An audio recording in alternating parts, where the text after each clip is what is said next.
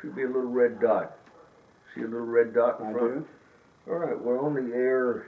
It's October 28th, 2015. And I'm talking to Lieutenant Colonel Tom Block at his home in Lake Susie, Florida, which is a suburb of, I guess, of Port Charlotte, Florida. My name is Don Moore. I'm a newspaper reporter for the Charlotte Sun Daily newspaper.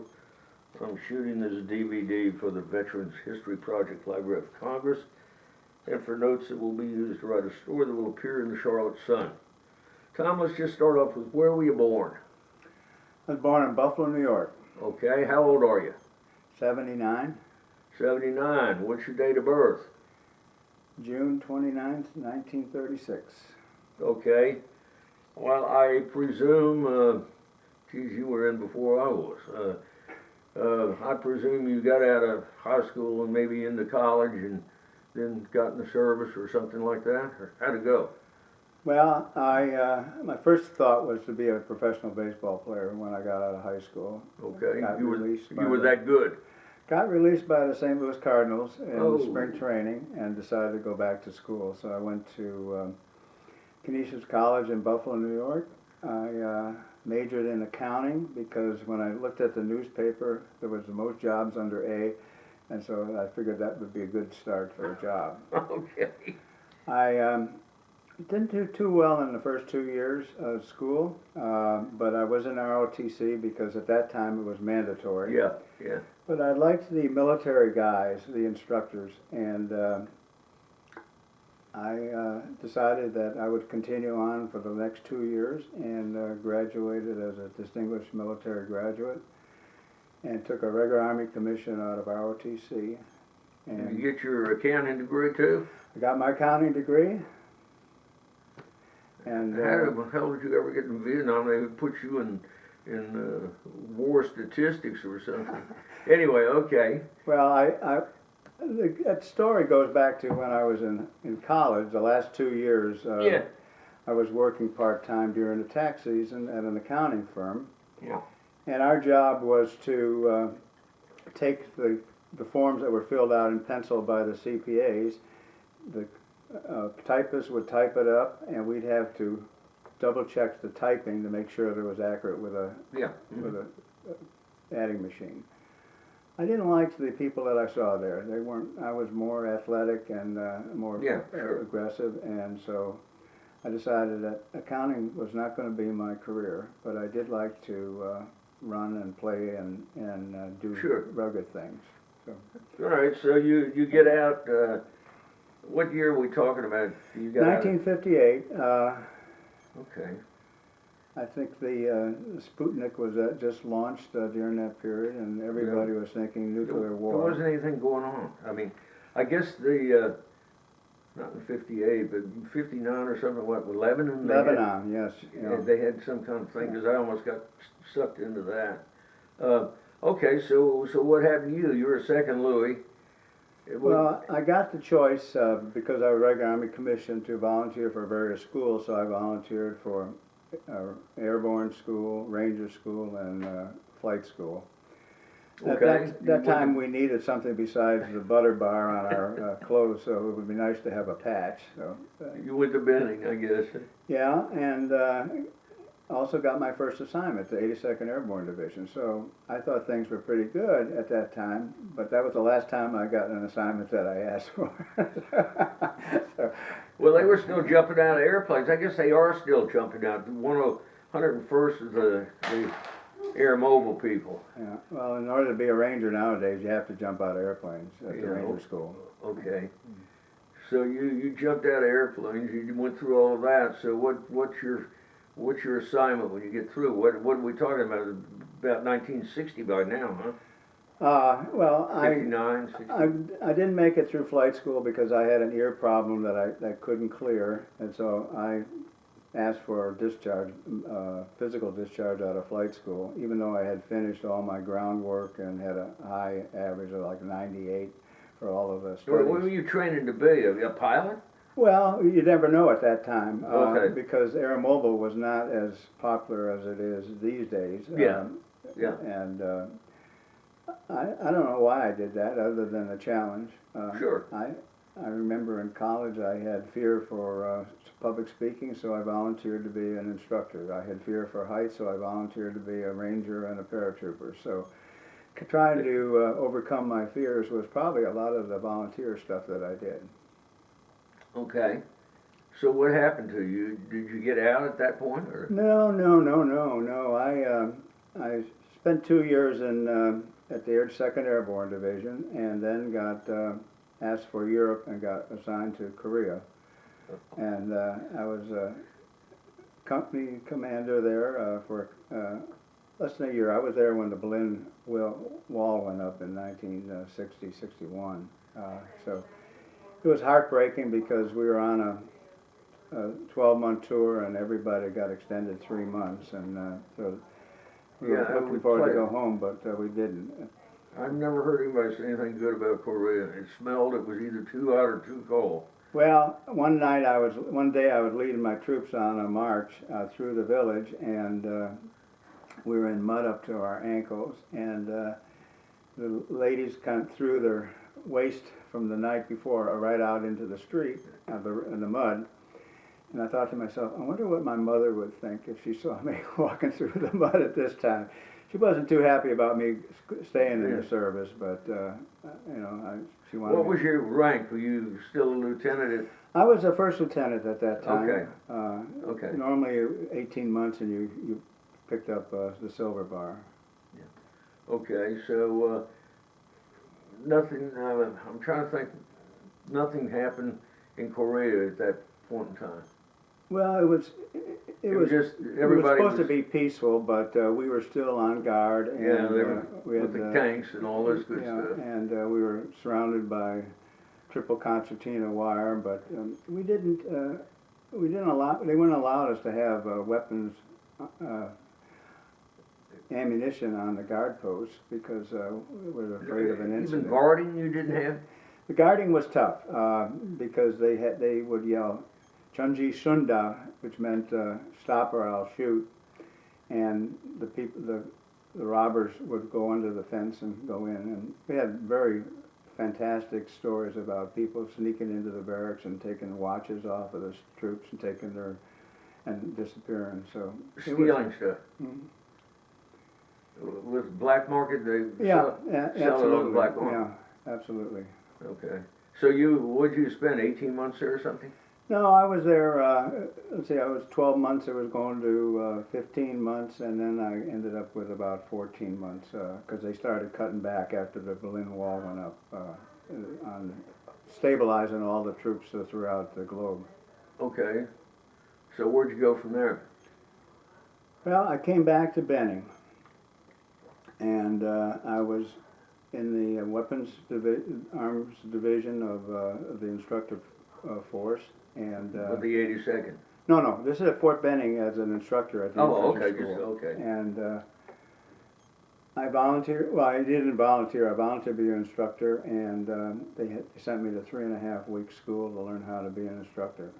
Really, it was like actor's school, really. Okay. And probably the most important and influential course I ever took in the service was because I learned how to do public speaking, I learned how to act in front of a crowd. What was the course? Instructor training course. Oh, okay. I was so impressed with it, I wrote an article for the infantry magazine there because of the... Okay. You started with a 3-second impromptu and ended up with a 50-minute presentation in front of all of your bosses at the school to see if you could handle the course. That's good. And I was fortunate. Probably because the bosses liked me, I was fortunate. I was one of the top instructors, and I was also selected to do the presentations for the infantry school in small You were arms. teaching, after you got through, you were teaching people the same course? Yeah. Okay, Yeah. that's cool. Well, we had a couple ranges, and you had to be qualified in 3 or 4 of the courses, live fire exercises. But Yeah. the thing that I was impressed because they chose me to be the mouthpiece for the small arms division of the weapons department, and I would do the canned presentations at these big presentations and demonstrations that they put on for congressmen and visitors and stuff like that. So Okay, so where'd you go from there, from Benning, what happened to you? From Benning, I've got a blank right now. From Benning as instructor. Can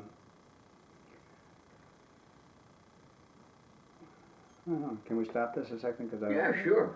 Gotta. Sure. Let's see. Well, I'll just let it run. Okay. We won't worry about it.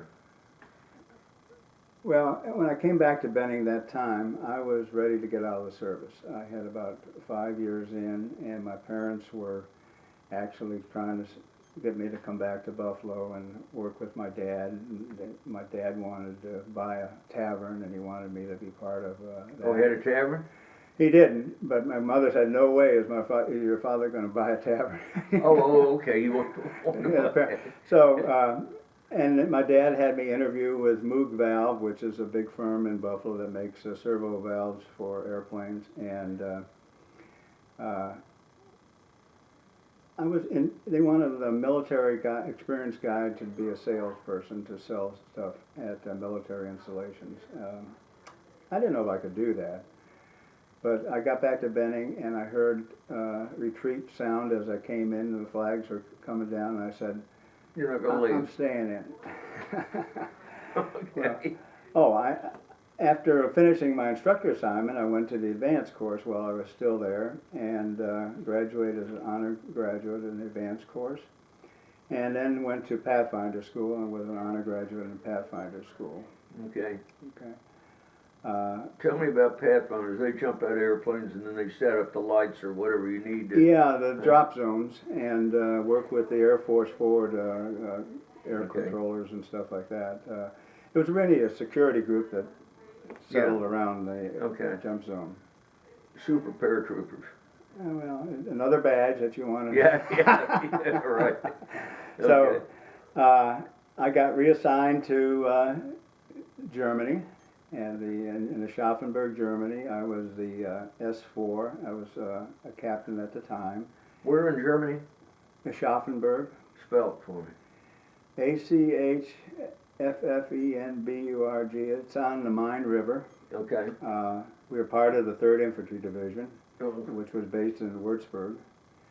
And I was the S3. Got promoted, not promoted, but transferred to be the S3. Then one of my proudest accomplishments was that we were at full strength. The first time I've ever been in a unit that was at almost full strength for all of the non-commissioned officers, for all the officers, and even a warrant officer for the maintenance. And what was your unit? Was this? this was the 1st of the 4th Infantry. Okay. Uh, Okay, 4th Infantry Division. Oh.